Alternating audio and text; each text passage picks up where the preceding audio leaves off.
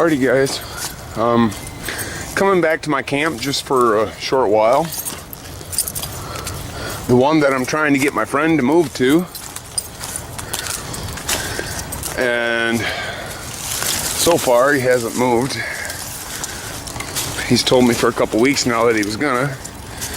And I came back here a couple weekends ago. Here's my way across the creek. I came back here a couple weekends ago when it was cold out. I mean, so cold that I had brought a couple beers with me that I kept in my jacket pocket, but they were actually freezing, getting slush in them when I had them setting out. So let me get the camp up here and I'll show you what's going on. Okay guys, Dave has a couple of tarps that he has over his tent, and I tore apart my raised bed over here because it's a couple years old and the wood's getting a little too rotten to lay on. Got a couple of steel 5-gallon buckets down there for chairs to sit on. I've kind of got them tipped over and pointed downhill so they don't collect water. And I started this a couple weekends ago, freezing weather. Well, I made this at work. They're 5-gallon buckets.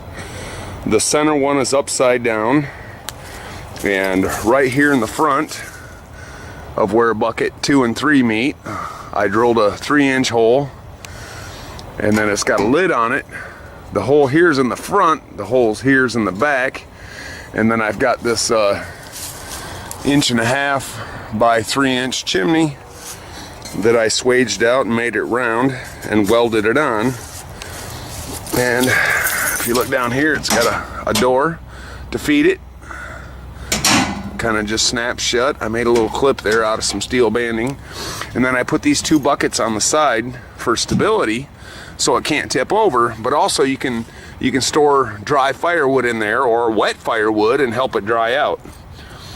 So it's real sturdy, it's not going nowhere, and I figure with the 3 buckets like that, it would help radiate a lot of heat into this shelter. The tops need to be trimmed off, but Dave's got a couple of big old tarps that he's got over his tent right now, and my thought was that we could finish this off and he could put the tarps over this and put his tent inside and kind of have somewhat of a heated shelter. I think it's pretty neat little stove I made. I get the buckets for free from work. I collected up a nice big old pile of firewood. When I was out here a couple weekends ago, it was like single digits. I had actually brought a couple beers with me out here and had one of these buckets setting up and had my beer setting on it while I was collecting firewood and sticks for the poles for the A-frame shelter. And within about 20 minutes of my beer setting out in the cold, it actually was forming slush inside. So it was really, really cold. And so far it's been a couple of weeks and I haven't got my friend Dave to come here. It's definitely a lot better camp than he has. As you can see off in the distance, it's a lot more secluded than what his camp is. His camp you can clearly see from the road. Here you've got enough brush that at least you're kind of hidden. And while I was on my way here, I found this nice big chunk of strap. I don't know what I would use it for, but it's certainly heavy duty. It's off of a semi truck. And I found something else. I wanted something to put over the top of this here to keep rain out, so the stove doesn't fill up with rainwater while it's just sitting here not being used. And I seen this bottle on the road. Looked kind of big. Figured I might be able to fit it over the top of there. And then I happened to look inside. It's a 1-liter bottle that somebody cut down, and I opened it up and it's got a baggie inside that feels kind of powdery.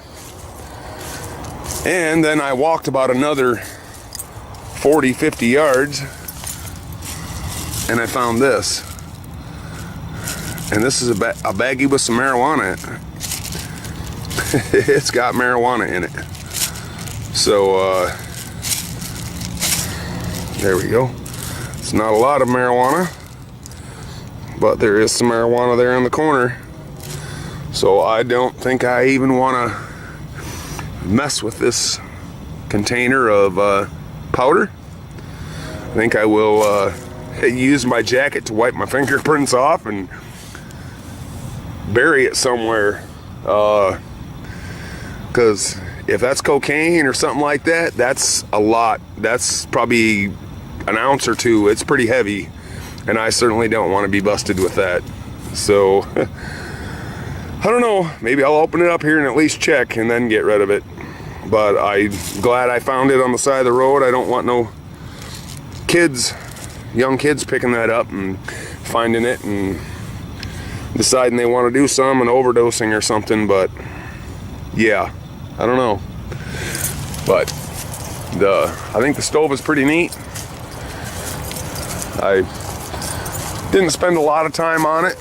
These buckets aren't welded all the way around. They're just kind of stitch welded here and there. Here a little bit, there a little bit, over here a little bit, all the way around here. This bucket's upside down, so this chamber is open all the way up to here. And then there's a 3-inch hole in the front here to this bucket. This bucket's right side up. It's got a lid on it. And then this is a 3-inch by 1-inch pipe that I swaged out at work to make it round on the press and welded it on, crimped it on here. Of course, all the paint's gonna have to be burned off, but I thought these here, my friend was telling me, you gotta put something on it to make it stable so it doesn't tip over. And I thought this was a really good idea to stick these buckets on here, because then you can, you can stack your firewood in there to keep it dry or help dry it because of the heat. And then if you look here, you see these holes, and all the way around in the back I drilled 2 rows of holes all the way around from this side of the door to this side of the door over here for airflow. And then this it's got that banding on it. It just kind of snaps closed in behind there, and then you just pull it and pop it out. So neat little stove. Yeah. And I found some drugs. Alright. It appears that somebody went to a whole lot of effort to tie up a bag of shit. She even got the toilet paper in there. Wow. That's pretty nasty. Went through all that effort to tie up a bag of shit. Cut a pop bottle in half. Stuck it in the pop bottle. Yeah, we're gonna have to bury that somewhere. But at least I've got the pop bottle, the top half of my pop bottle, for my chimney. There we go. Keep the water out. And I've also kind of thrown some wood in there so you can see the idea of wood storage.